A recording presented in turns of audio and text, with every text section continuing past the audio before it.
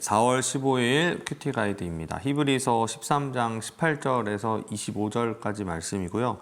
오늘로써 우리 3월에 시작했던 히브리서가 이제 드디어 마무리가 됩니다. 이 히브리서를 마무리하면서 히브리서의 기자는 이 편지를 받는 사람들에게 이제 인사를 하면서 끝내고 있는데요. 이게 편지의 마지막 부분이다라는 생각을 우리가 잊지 말고요. 이 내용들을 쭉 한번 읽어가면 좋을 것 같습니다. 그래서 한번 이 말씀을 읽어보시고 이제 다시 내용 관찰, 연구 묵상, 삶의 적용으로 한번 진행을 해주시면 좋을 것 같아요. 내용 관찰입니다. 첫 번째입니다. 중보기도를 부탁하는 내용은 무엇입니까? 18절, 19절인데요. 한번 읽어보겠습니다. 우리를 위하여 기도하라.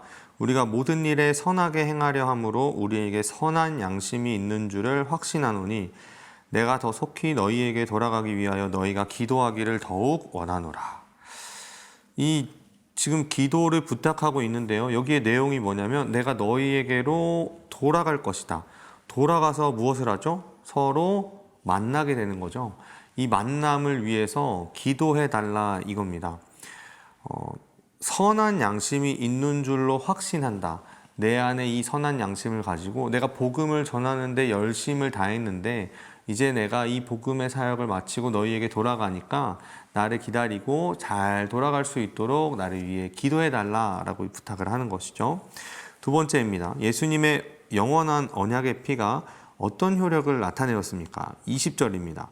양들의 큰 목자이신 우리 주 예수를 영원한 언약의 피로 죽은 자 가운데서 이끌어내신 평강의 하나님께서 이 예수님을 통하여서 죽은 사람들을 살리셨죠. 물론 예수님도 죽은 자 가운데서 살아나셨죠. 하나님께서 그 일을 하셨습니다. 그런데 그 하나님께서 예수님께 한 것과 같은 일을 우리에게 보여주신 거죠. 그 하나님을 평강의 하나님이라고 이야기하고 있습니다. 죽음에서 부활하신 예수님을 죽은 자 가운데서 살리신 그 하나님, 이 대단하고 놀라운 일을 보여주신 하나님을 지금 평강의 하나님이라고 하는 겁니다. 잘 생각을 해보면요. 하나님께서 예수님을 살리신 이유는요. 우리와 화평케 하기 위해서였습니다. 우리를 화평하게 하셨죠. 하나님께서 예수님을 살리심으로 또 예수님이 그 죽음 가운데서 부활하심으로 하나님과 우리의 끊어져 있던 관계가 회복되었고요. 우리는 그로 인해서 그 예수 그리스도의 보혈로 영원한 언약의 피로 우리도 구원받고 화평케 되었죠. 그래서 평강의 하나님이라고 이야기합니다. 세 번째입니다. 편지의 수신자들에게 알리는 형제의 소식은 무엇입니까? 23절인데요. 우리 형제 디모데가 놓인 것을 너희가 알라. 그가 속히 오면 내가 그와 함께 가서 너희를 보리라. 여기 보면요. 디모데가 놓였고요. 그리고 속히 온다라고 얘기합니다. 그리고 속히 오면 그와 함께 내가 가겠다 너희에게로. 우리가 여기서 좀 알 수 있는 건요. 디모데가 지금 감옥에 갇혔다가 풀려났다라는 겁니다. 어떤 이유에서인지는 모르겠지만 디모데는 굉장히 중요했던 인물이죠. 바울이 이 디모데를 자신의 후계자로 삼았고요. 자신의 영적인 아들로서 심지어 영적인 아들을 넘어서서 친아들로 여길 만큼 이 디모데를 아꼈던 사람입니다. 그런데 이 디모데가 감옥에 갇혔고요. 감옥에서 풀려나서 이제 너희에게 가니까 그와 함께 내가 디모데와 함께 너희에게로 가겠다라고 하면서 이 좋은 소식을 전해주고 있습니다. 이 편지의 마지막에 와서 이런 좋은 소식과 이런 일상적인 어떻게 보면 영적인 이런 말씀에 대한 내용보다 이런 상황들, 당시에 있던 그 상황들, 또 관계 안에 있었던 상황들을 이야기하는 걸 봐서는요, 꽤 친분이 있었던 사람들이었을 것 같아요. 정말 사랑을 많이 주었고, 관심을 많이 쏟았고, 이들을 위해서 얼마나 기도했고, 얼마나 많은 교제 가운데서 이들이 함께 했었는지, 이 편지를 쓴 사람과 편지를 받는 사람들의 관계를 우리가 조금 생각해 볼 수 있죠. 연구와 묵상입니다. 하나님께서 예수 그리스도로 말미암아 성도들에게서 이루시는 일이 어떤 것인지 묵상해 봅시다.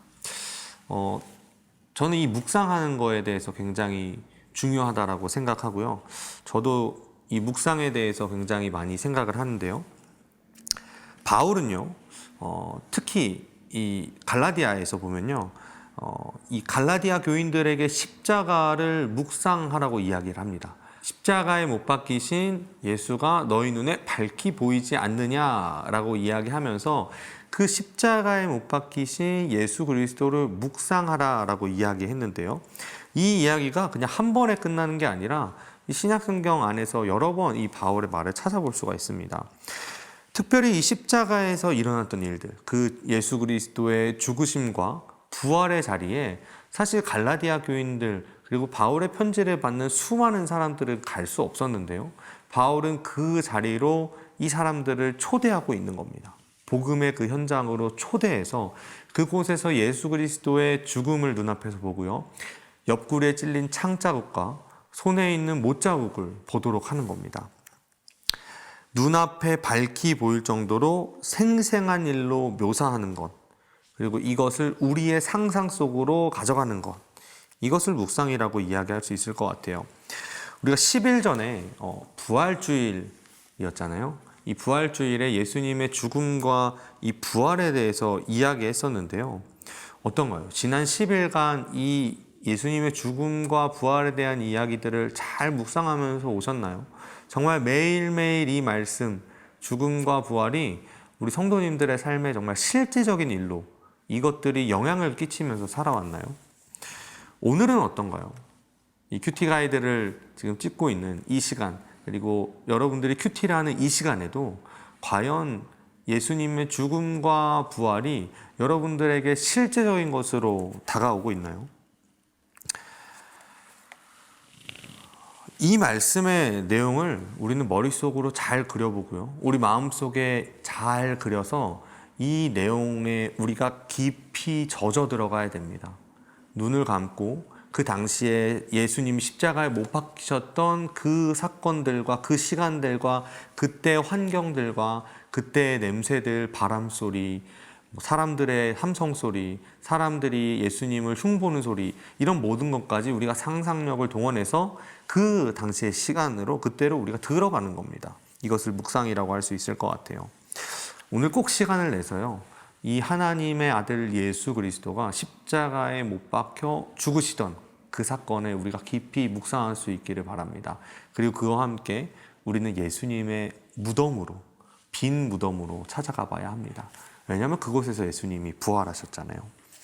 하나님께서 예수 그리스도로 말미암아 우리 성도들에게 이루신 일이 무엇인지 알려면 우리는 그 십자가 앞으로 가야 합니다. 십자가의 은혜, 또 죽음과 부활이 내게는 어떤 것을 주었는지, 내게 주신 이 생명이 과연 얼마나 큰 의미인지 우리가 그 십자가 앞으로 가서 십자가를 묵상하면서 발견할 수 있기를 바랍니다. 마지막으로 적용인데요. 나는 하나님의 일을 나의 자랑과 영광을 위해 사용하고 있지는 않은지 생각해 봅시다. 이거 정말 중요한 문제입니다. 우리 아들이 하나님의 은혜로 취직했어. 좋은 직장에 취직했어. 우리 딸이 하나님의 은혜로 승진했어. 이 말이요. 여러분, 아들 자랑, 딸 자랑인가요? 아니면 하나님의 은혜에 대한 자랑인가요?